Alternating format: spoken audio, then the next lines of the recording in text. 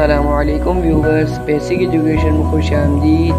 آج ہم فضائل عمل کی حدیث بیان کریں گے اور اس کو پڑھیں گے۔ اللہ اس پر عمل کرنے کی توفیق عطا فرمائیں گے انشاءاللہ۔ آپ سے گزارش ہے چینل کو سبسکرائب کر دیں اور بیل آئیکن کو دبا دیں تاکہ ہم بار بار مل سکیں۔ چلتے ہیں ویڈیو کی طرف۔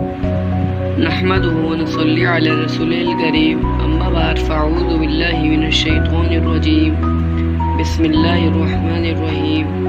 صحابہ رضی اللہ عنہ کا سرخ چادروں کو اتارنا۔ حضرت رافع رضی اللہ عنہ کہتے ہیں کہ ہم لوگ ایک مرتبہ سفر میں حضور اقدس صلی اللہ علیہ وسلم کے ہمراکاب تھے اور ہمارے اونٹوں پر چادریں پڑی ہوئی تھیں جن میں سرخ دوڑیں تھیں۔ حضور نے ارشاد فرمایا، میں دیکھتا ہوں کہ یہ سرخی تم پر غالب ہوتی جاتی ہے۔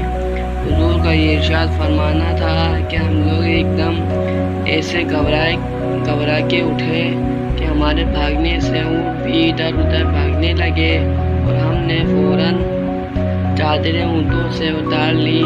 صحابہ کرام رضی اللہ عنہ مجمعین کی زندگی میں اس قسم کے واقعات کوئی اہمیت نہیں رکھتے۔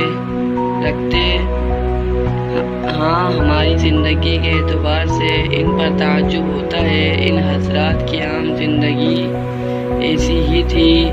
غزوہ بن مسعود جب صلح حدیبیہ میں جس کا قصہ باب کے 30 پر گزرا، کفار کی طرف سے قاصد کی حیثیت سے آئے تھے تو مسلمانوں کی حالت کا بڑی غور سے مطالعہ کیا تھا اور مکے واپس جا کر کفار سے کہا کہ میں بڑے بڑے بادشاہوں کی یہاں قاصد بن کر گیا ہوں۔ فارسی، فارس، روم اور حبشہ کے بادشاہوں سے ملا ہوں۔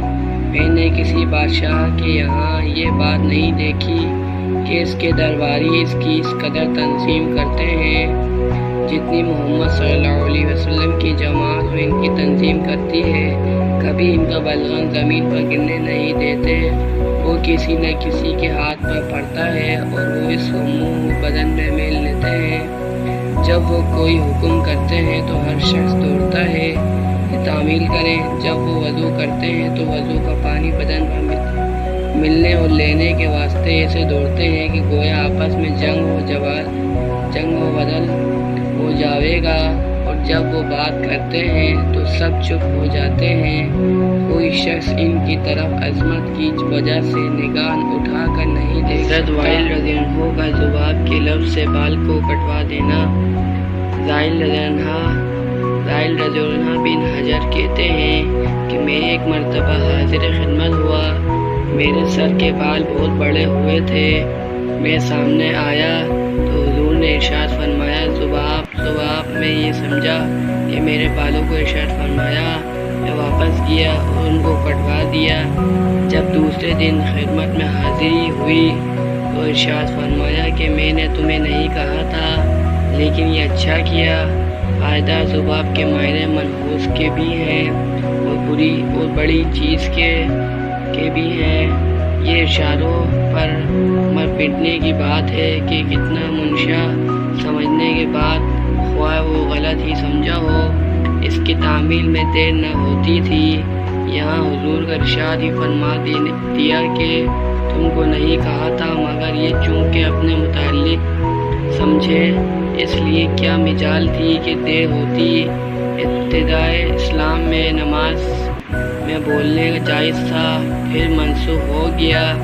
حضرت عبداللہ بن مسعود رضی اللہ عنہ حاضر خدمت ہوئے۔ حضور نماز پڑھ رہے تھے۔ انہوں نے حسب معمول سلام کیا، چونکہ نماز میں بولنا منسوخ ہو چکا تھا۔ حضور نے جواب نہ دیا۔ وہ فرماتے ہیں کہ حضور نے جواب نہ دینے سے نئی اور پرانی باتیں یاد آ کر مختلف خیالات نے مجھے آگرہ کبھی سوچنا فلاں بات سے ناراضی ہو، کبھی خیال کرتے کہ فلاں بات پیش آئی۔ آخر حضور نے جب سلام پھیرا اور ارشاد فرمایا کہ میں نماز میں کلام کرنا منسوخ ہو گیا ہے، اس لیے میں نے سلام کا جواب نہیں دیا۔ تب جان میں جان آئی۔ ماشاءاللہ اتنے محبت ہیں حضور سے.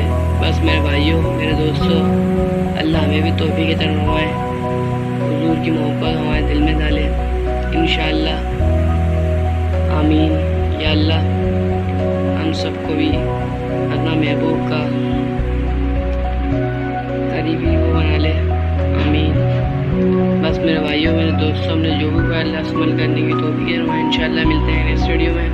آپ سے گزارش ہے چینل کو سبسکرائب کرنا، بیل آئکن میں دبانا تاکہ ہم بار بار مل سکیں. السلام علیکم.